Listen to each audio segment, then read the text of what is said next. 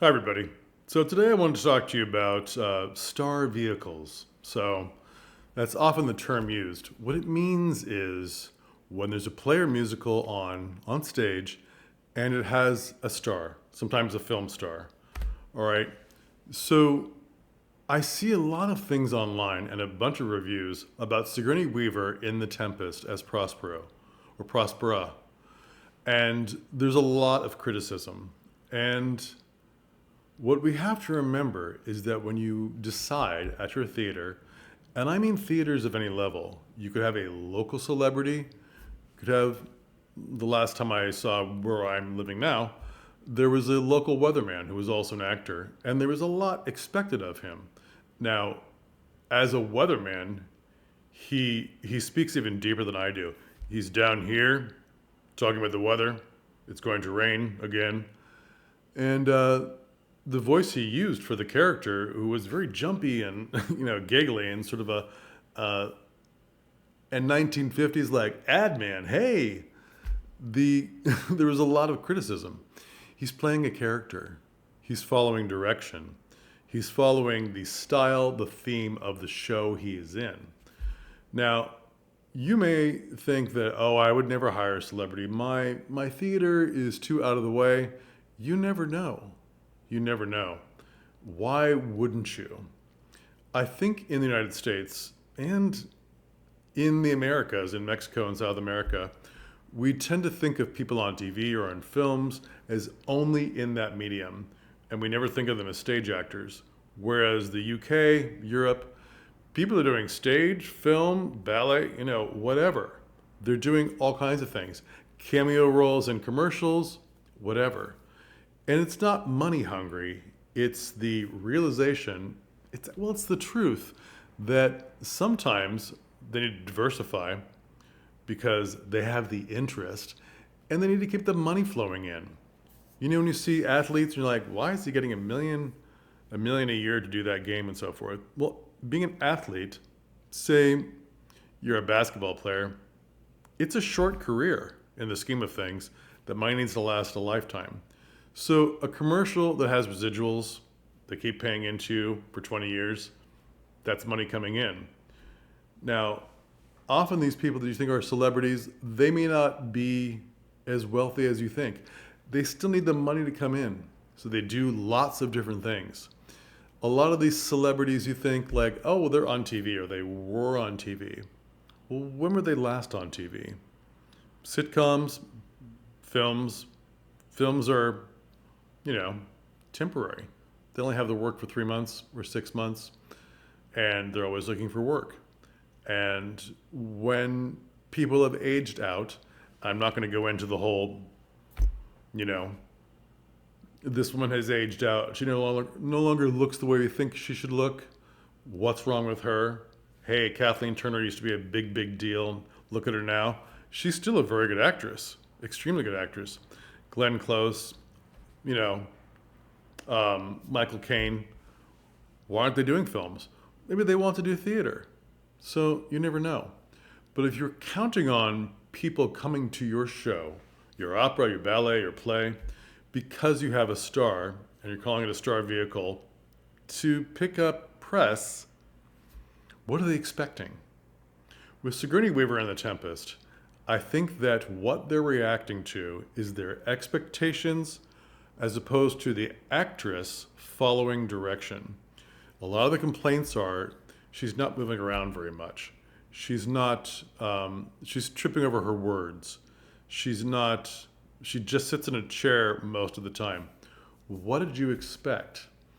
This Prospero may not be the Prospero that you're thinking of from other plays. It's Shakespeare. It's been done quite literally a million times in a million different ways. He talks about being world weary. He talks about being exhausted. Now, this isn't a lot of his discussion, but it is the story.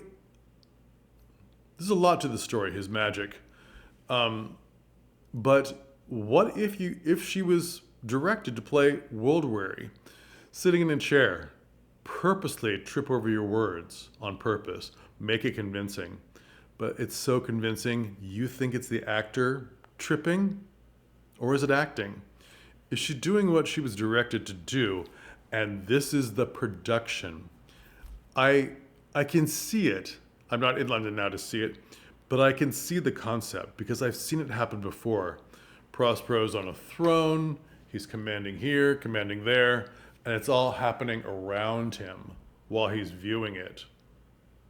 Could that be the take that's happening in this show? Could the show that is the magic of the Tempest be less exciting than what you were expecting? Are you putting the ideas of the play onto this production and saying, I'm dissatisfied? What's really happening? Are you as a theater hiring this actor who is well known for whatever reason because you think it'll bring people to the seats, but then when they come, they're like, well, they're not what I thought. You know, you can see with different criticisms of different actors. Let's just say something we have access to, everything. Robin Williams, when he did dramatic roles. Well, we know he can do anything. And we're kind of used to the idea that he can play mania, that he can talk fast, that he can be funny. But when we're used to the idea, we have to be reminded all the time that comedians can do dramatic parts extremely well. They've got quite a few strings in their bow, quite a few talents in their everything. Everything they do, there's quite a few talents rolling around. I can't quite touch on it. That's why I'm tripping over my own words. This isn't acting. But still, he wasn't funny. He wasn't funny in 1 Hour Photo. He was creepy. Yes, he could do that too. Okay? When you see Meryl Streep, and God knows she faces criticism, she's giving you variety in films. Lots of variety. That's what actors do. Some actors do it more. Some are lucky enough to do variety. Some get caught in the roles you think they should do and the kind of things you think they should be. Do these people think that it's Sigourney Weaver? She's done lots of action. You know, even in her comedy, she's done lots of action. Maybe not in Paul, the space film, where she just stands there and says mean things and holds a gun. But in Galaxy Quest, that's a hilarious action film based on her popularity being in action films with Alien and everything else she's done. Are we expecting too much of this show? Do we expect Prospero to be younger than an actor? Are we expecting something that is much more vibrant because he's a magician? But what we're getting is something that we're associating with more of a King Lear type performance. Is it fair? I don't know. Is the show really that bad? I don't know. Are you going to get criticized unfairly because you hired someone who was in the public eye on TV or in films and their part wasn't big enough? Okay. What if you're choosing an older actor who isn't cast in films and TV very much anymore, but they expect the younger version of 20 years ago, whatever that is? So when they play the grandma or the uncle, it's only on stage for 10, 15% of the time. Is that going to anger your viewers? Or can you get in front of that and have publicity? It's a small role, it's a cameo, it's this, it's not what you expect. It's a whole other side of this actor you thought you knew. Isn't that great? Why not get in front of it? Have interviews, have this, have that. You know, have the actor or your cast say, we're so glad to have them on here. Their variety of skills from the way they have done acting, TV, film, commercials, weatherman, has brought such a rounder view of what we consider acting to be. Okay? And lastly, remember that if you have someone that's not really done any stage and they've only done film, that you have to often explain to that person, you have to look at their resume and question them. Have you done acting on stage? Do you know how to project? Often they'll say yes, but sometimes it's a no. How big is your house? If your house is a small theater, 200 seats, maybe not a problem. because acting on film is a lot more intimate and close up, and mumbling, for lack of a better word, or quiet talking is a lot more of that medium. Whereas on stage, even quiet talking is at a certain volume to get out in your 600 seat theater, your 2,000 seat amphitheater outside. Are they being mic'd? Probably not.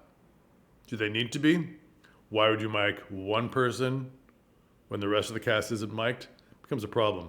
This is something to investigate. Not everyone's like this, but I've seen a few where it's like, they have no stage credits, but they're very good at what they do, but they're still acting in a style that is film oriented. Okay? Think about it. So, give Sigourney Weaver a break, the UK. Please, maybe it's better than you think. Look at it from a different angle. And when you have local celebrities, talk to them. What are their skills? Audition them. Don't just think, oh, you're a big deal. I'm not going to audition you. Audition them. Maybe the part they're taking on is something you've never seen. All right? Might be good for you. You never know. And advertise it. And advertises the differences that's happening in your show with this actor. And remember, they may not be the lead. They may not be the star. They're just another actor in the ensemble. They're not some princess or prince or king. All right? And they want to be treated like a human being, like another actor doing their job. Okay. We'll talk again. Good luck to you out there. I hope your shows are selling really well this January. All right. Bye.